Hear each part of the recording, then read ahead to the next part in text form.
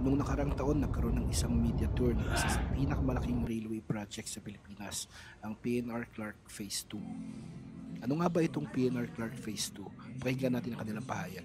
About the North-South Commuter Railway Extension or the Malolos Clark Railway Project. So the NSER railway system is a 147-kilometer railway line which spans from here in Clark Pampanga, until Calamba, Laguna.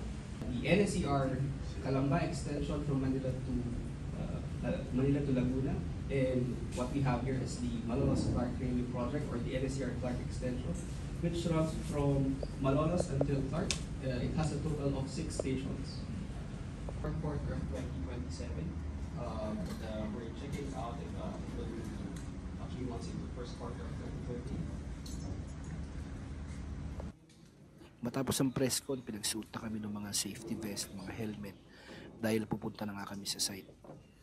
So ano nga bang PNR Clark Phase 2? Ito ay bahagi ng mas malaking North-South Commuter Railway or NSCR project na layong i-connect ang Metro Manila sa Central Luzon gamit ang modern at efficient na railway system. So paano mag-cover ng ganitong klaseng coverage? Capture context, huwag puro close-up, maghanap ng wide shots para makita ang kabuuang eksena, gaano kalawak ang construction site. Focus on human elements. Gusto nating ipakita ang kwento ng mga taong gumagawa ng project na ito. Hanapin ang workers na naglalagay ng riles, mga engineers na nag-check ng mga blueprints, o kahit yung mga detalye tulad ng safety gear at construction tools. Use leading lines. Ang mga train tracks, scaffolding at cranes ay perfect elements para sa depth at perspective. Gamitin ito para gabayin ng mata ng audience papunta sa subject. Isa pang tip ko is shoot in RAW. Sa ganitong environment, madaming light at shadow variations. Kaya kung gusto mo i-adjust ng maayos ang details sa post-processing, shoot in RAW format. Sa ganitong klaseng coverage, kahit saan ka tumingin, larawan, harap, likod, kaliwat, kanan. Pero tatandaan mo lang din, hindi ka lang basta-basta kumukuha ng larawan, kundi isasabi ka rin ng kwento.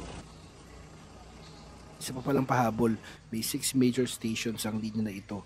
Meron sa Kalumpit, Apalit, San Fernando, Angeles, Clark at hanggang Clark International Airport. Pakinggan natin yung pahayag ng DOT Secretary.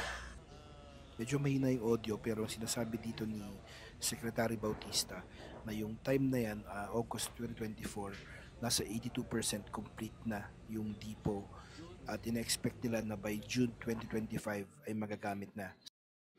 Ito yung sample ng mga kuha ko nung araw na yon. Sana makatulong.